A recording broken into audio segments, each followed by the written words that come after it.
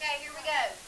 So yesterday we did 1, 2, and 3 together on page 8. You were supposed to do number 4, so let's go over it. They want you to write the equation of this exponential function and identify the domain and the range. Okay, well, what is the domain for any exponential function? Correct. What is the range of this exponential function? 0 to infinity. Okay, it will go up forever, but why can it not go down forever? Right, because there's an asymptote at 0. It stops at 0. Okay, and you can tell that when you look at the curve because it starts to flatten out. As it approaches it, it'll just ride along it. Okay, now since it's an exponential function, we know it's going to be in the form y equals a times b to the x. Anytime your asymptote is at 0, the a is very easy to find. Where do you locate your a? The y-intercept, which is 4. Okay, then what do we need to do so that we can find b? Find a point that we can plug in for the x and the y. What point looks like a good one to use? 2, 1, 2, 1. Okay, look, you could use -1, +8, but keep in mind when you do that, you're going to end up with an exponent of -1 that you're going to have to deal with. Wouldn't it be easier to use this point at +1, +2? Anytime that you're able to pick a point that has an x value of 1, go with it because that'll be the easiest. Okay, because your y value will become 2 and your x value will become 1. Now, in b to the first, just b, so we don't really even care about that 1. Okay, you don't have to write it. The only thing you have to do to isolate b is, and so b equals, try again, it's a decay, 1/2. Okay, so say that you accidentally wrote 2 because you just weren't thinking. Look at this. Is this a growth or a decay? A decay. So there's no way your b value could be greater than 1. It has to be between 0 and 1. Okay, now flip to the next page.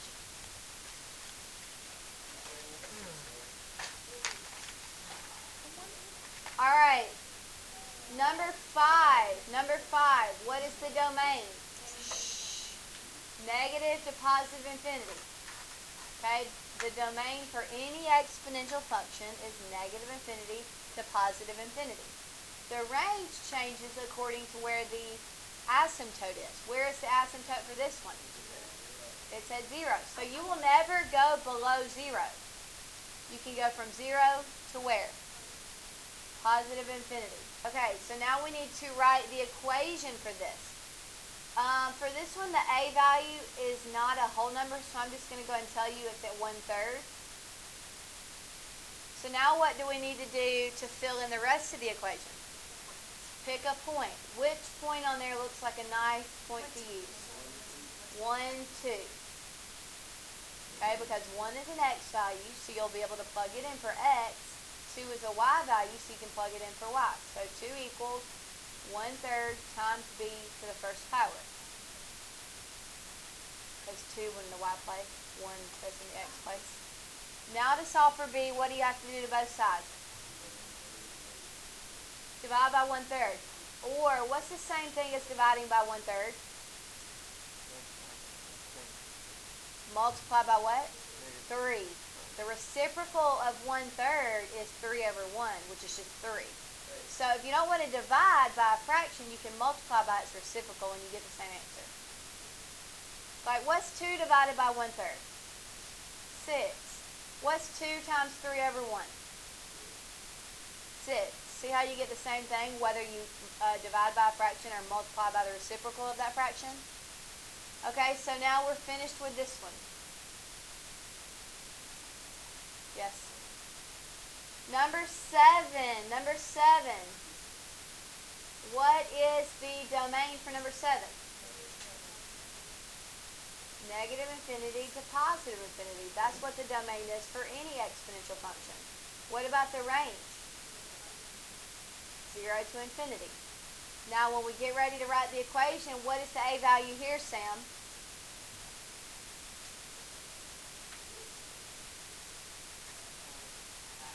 Right, 1/2. Okay, Niall, pick us a good point.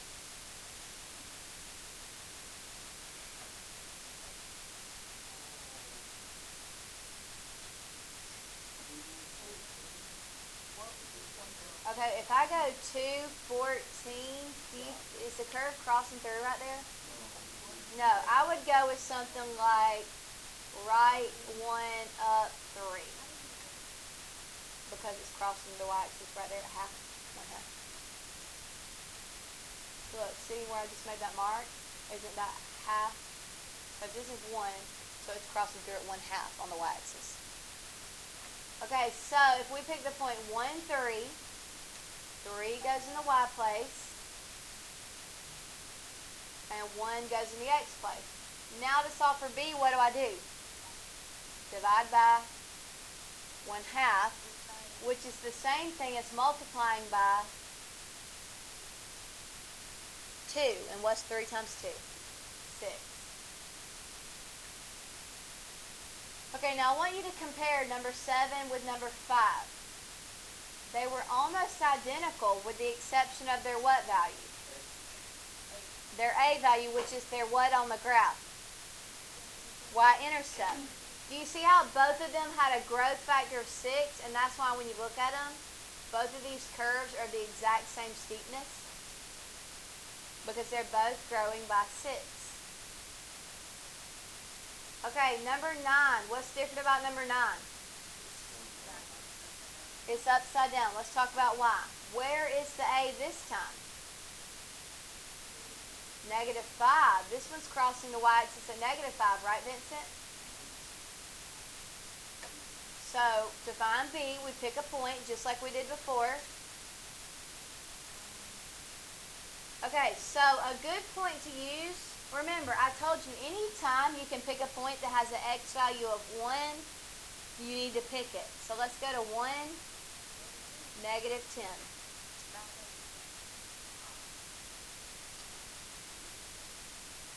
It's okay if it's a y value. The x value needs to be +1 if possible. Sometimes it's not possible. Okay, so -10 equals -5 times b to the first power. So to solve for b, what do? And so b equals 2. Is this a growth or a decay? A growth, because your b value is greater than 1, which represents a growth, right? Why does it look like that then? Doesn't a growth normally look like this? The a was negative, so it reflected it over the asymptote. Okay, anytime your a value is negative, your curve is going to reflect over the asymptote. Does that make sense? Okay, I want you to take a few minutes and try 6, 8, and 10. Oh, good. Okay, let's do that real quick. The domain is still all real numbers, just like all exponential functions. But let's talk about the range. Right. You do the opposite. You always do how far down will it go. Well, it'll go down forever. And then how far up will it go? It'll only go to 0 because that's where the asymptote is. So it just gets switched too when it gets flipped. Okay, now try 6, 8, and 10 on your own. Here we go. Number 6. For number 6, you should have got y equals 2, because that's where it crosses the y-axis, times 2 to the x power. The domain was all real numbers, and the range is 0 to infinity. Does anybody need me to go over how I got this equation? Okay, this 2 in the a place comes from the fact that it crosses the y-axis at 2. Then I would use a point like right 1 up 4, and I would plug it in to the equation. 4 goes in the y place, and 1 goes into the x place. So I would have 4 equals 2 times b to the first power. Now to solve for b, I would just divide by 2, divide by 2, so b equals 4 over 2, which is 2. Okay, number 8 I'm going to do last. Let's look at number 10. For number 10, y equals your a value, which is 3. Which point did y'all use? 1, 6. So 6 goes in the y place, and 1 goes in the x place. Now to solve for b, what do I do? Divide by 3, so b equals 2. Okay, Shelby asked an excellent question. She said, what if you chose to use the point 2, 12? 12 would be plugged in the y place, and 2 would be plugged in for x. You would then divide by 3 and get 4 equals b squared. How do you get b by itself when it's squared? Square root it. What's the square root of 4? 2, which is what we got when we used the 0.16. Just a little bit more work because you had an exponent to deal with, whereas when you pick an x value of 1, you don't have to do anything about it. Okay, number 8. Y equals, what's the a value? -5. Okay, what point did y'all use? -1, -10. So that would be -10 in the y place equals -5 times b to the -1st power. To solve for b, what do I do? Divide by -5. And so b equals, well, b to the -1 equals 2. But have we isolated b yet? How do you get rid of this -1 and make it a positive one?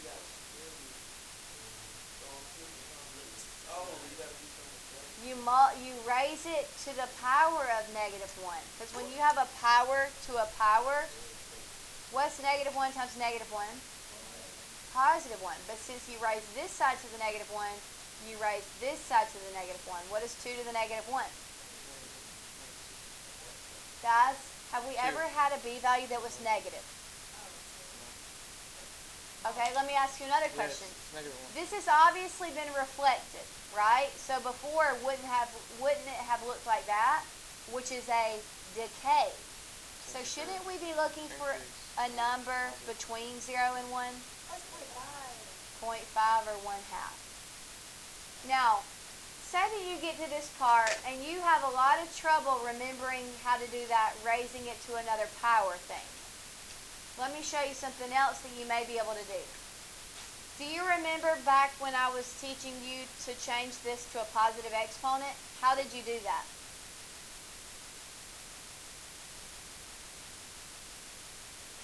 How do you make this 1? How do you make this 1 a positive 1? Nobody remembers? No, that's not the answer to everything. Right, you put it under 1. Remember that? How if you put it under 1, it'll make the exponent positive? Okay, well, isn't b to the first really just b? So we don't even have to write that first power. We can just write 1 over b. So now to solve for b, couldn't you multiply by b, cancel. Multiply by b, you now have 2b equals 1. Now to isolate b, divide by 2, divide by 2, you get b equals 1/2. So whichever route is the easiest for you. You can either remember to raise this power to another power to make them equal 1, or you can do it this way. Okay, now turn to the next page.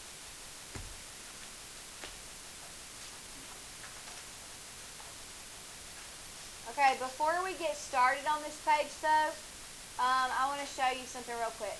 Okay, say that you have y equals 4 times 3 to the x power, and you have y equals 4 times 3 to the negative x power. In this first exponential equation, is it a growth or a decay? A growth. Why? Guys, what letter of the equation do you look at to determine growth or decay? The A is the y-intercept. The B. And the B is greater than 1. So that means it's a growth. Over here, what's the B value? So is it a growth? it's raised to a negative exponent. How do you make a negative exponent positive? Put it under 1. So now can't you see that this is really a decay because it's 1/3? Okay, now let's go back, and today we're going to be learning about logarithms. What's the inverse operation of addition? What's the inverse operation of multiplication?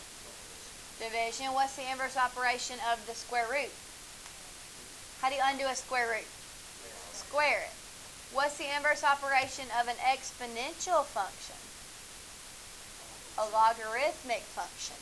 Okay, so you know how with exponential functions, every time their domain is negative to positive infinity? Well, since logarithmic functions are the inverse, this time it's the range that's negative to positive infinity. Okay, let me say that again. Exponential functions are always going to have a domain of negative to positive infinity. Because think about it, don't they go left forever and right forever? Why is it they can't go up and down forever? The asymptote stops it, because the asymptote is horizontal. When you're dealing with logarithmic functions, the asymptote is vertical. So you'll be able to go up and down forever, but you won't be able to go left or right forever because you're going to have a vertical asymptote keeping you from going left and right forever. Okay, now the first thing you need to do is identify where the asymptote is. You just look right here. X minus 1. How can you make x minus 1 equal 0? What would need to be plugged in for x? 1. A 1. So your asymptote's at 1.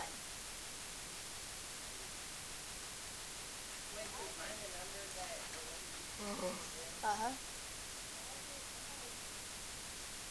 No, school numbers always the opposite. Anytime it's inside like that, it's always the opposite. Okay, now, to actually get the picture on here, to graph it, we're going to use our calculator. So get your calculator.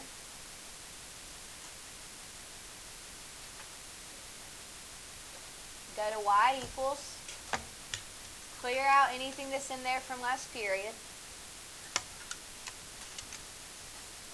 Okay, now, we need to type in log base 6 of x minus 1 minus 5. So, once you're in y equals, see the math button over here under alpha, hit math.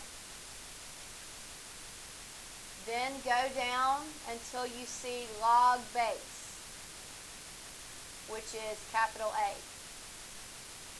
Once you see log base, hit enter.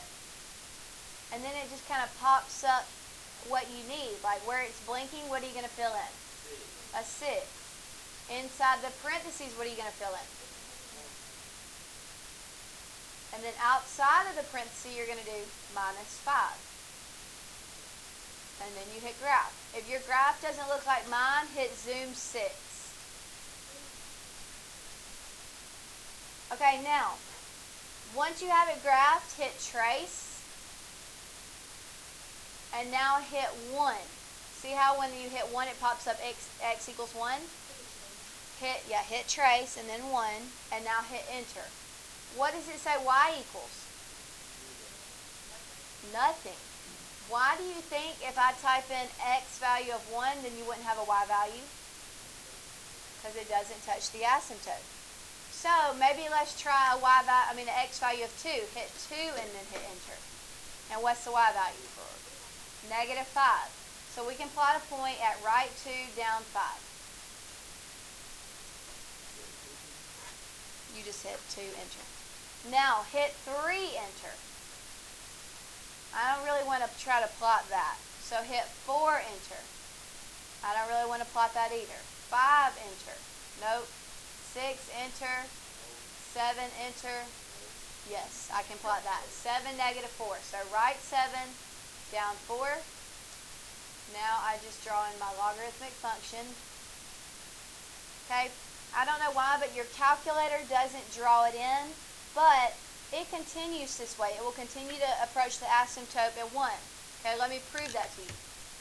Yes, if you hit 1 and enter, it won't give you a y value. But what if you hit something like 1.001?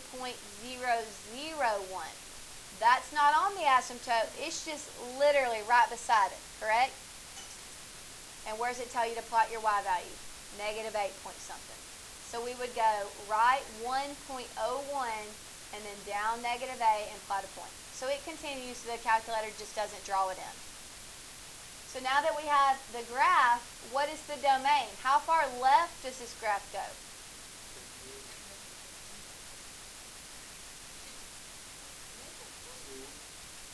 One. Think about it. Will it ever pass this asymptote at 1 on the left?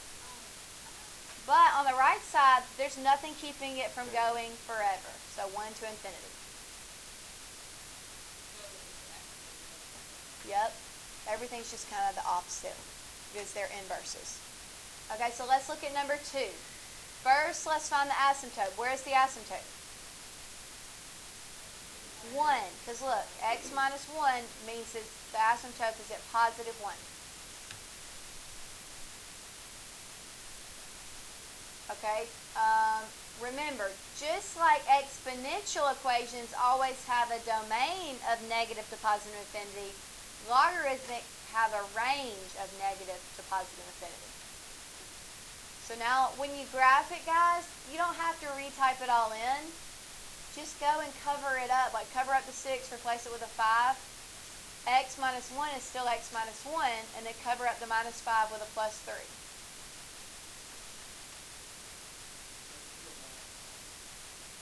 I hit math, and I went all the way down to where it says log base.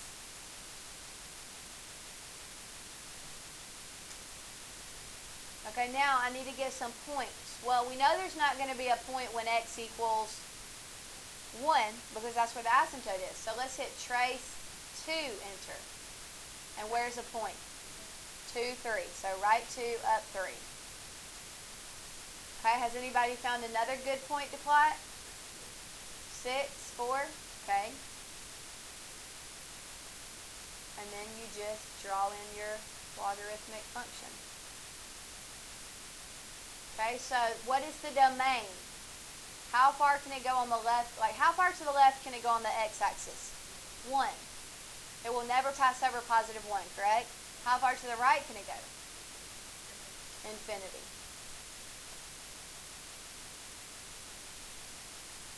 Okay, number 3. This is the last one I'm doing with you. Okay, I'm going to go slow because some people missed how to type this in, so I'm going to go slow. Y equals, I'm going to clear that out. To get this log base 6, I go to math, go all the way down until it says log base, which is capital A. Hit enter, and then fill it in. It's log base 6. Inside the parenthesis is x minus 3, and then minus 5. Once you have that, you hit graph. And then to start finding your points, what do you hit first? Trace. Where is the asymptote for this one? 3. So we know that if we put x equals 3, it's not going to give us a y value. So what should we try first? 4. Okay, 4, negative 5. Okay, where's your next best point? 9, negative 4. Okay, and then you just draw in your logarithmic function. What's the domain? 3 to infinity. And what's the range? Negative infinity, because can't you go down forever? Now, as it's going to the right, isn't it slowly also going up? So it's going up forever as well. Okay, you try 4, 5, and 6.